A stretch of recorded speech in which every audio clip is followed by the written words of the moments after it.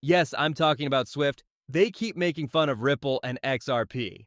But here's the coolest part. I really think that this whole thing is just a huge way to distract people. They seem to want us to forget about XRP so that we'll either give up or forget why we believed in it in the first place. They want us to be busy. Simple as that.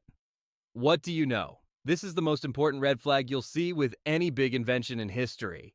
No matter what really bothers people, there's always a lot of noise and chaos that takes their attention away. People who work in the market, small investors, and regular people all get pulled in different ways. At this very basic level, we can see it happen right in front of us. Check this out. This was shared on X by Swift's chief innovation officer. I quote, calling a private token a bridge currency. Oh, okay. I wonder what kind of gift he might be talking about. It's the same as calling a fax machine the internet. It looks like it, but it doesn't work like it. Quick? Yes. What do you think? If you've never used Wi-Fi before, yes. Then he goes up to Grok and says, yes, Grok, what is a bridge currency? How about a secret token that works on a large scale? Really, come on. This is totally funny coming from someone who works at Swift, which is, let's be honest, a secret network that the US used for decades as a financial weapon. Now, let me ask you something. Do you believe this has anything to do with Swift's falling market share?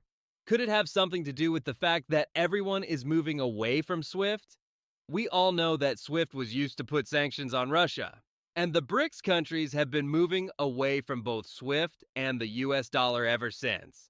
Otherwise, could this have something to do with Swift finally waking up to the real world?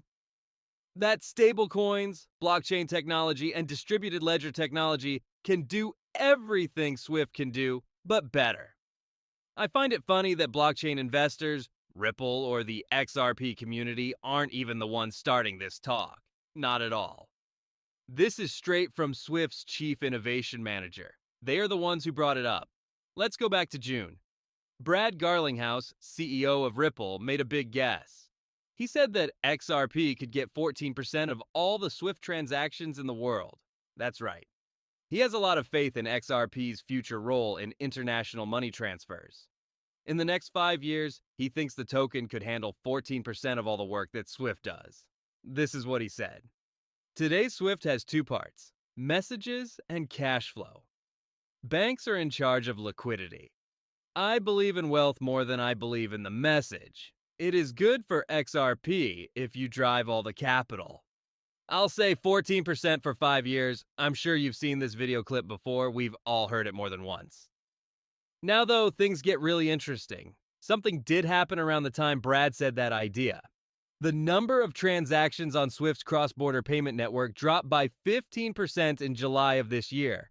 Take that in. 15%. Guess what else took place? In the same time period, the number of XRP transactions on the blockchain went up sharply. Now, do I think that these two things are linked? Not all the time. I believe that XRP is becoming more popular, especially with the EVM sidechain and all the amazing news that's been coming out lately. But the most important thing to note here is that Swift's trade volume is going down, and there are a few main reasons for this drop. First, there are problems with cost and productivity. Let's talk about the reason Swift is having trouble. They are still relying on old-fashioned interbank deals, which, get this, take 1 to 3 business days for payments to go between banks. This is not about seconds, but about days. Plus, the fees are a lot higher on top of that.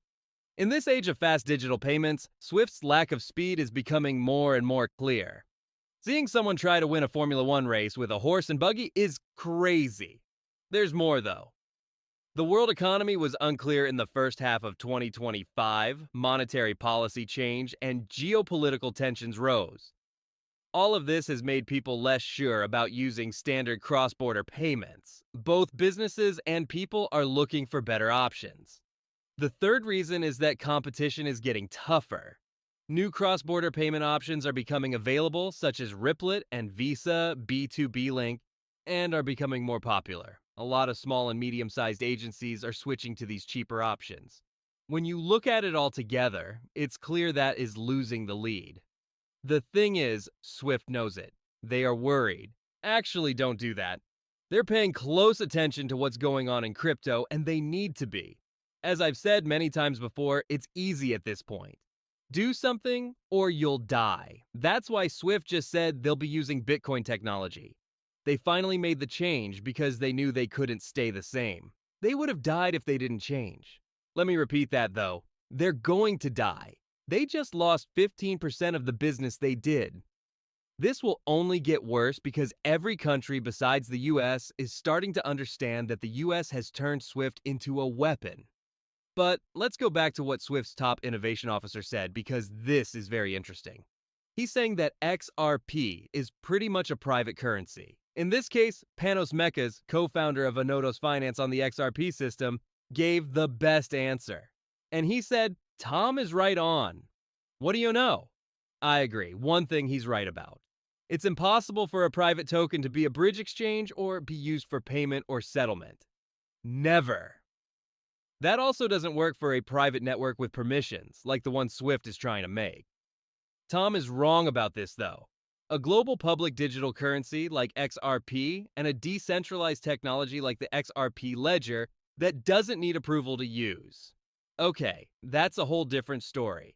Swift is built on old rails and is trying to catch up with trials and pilots.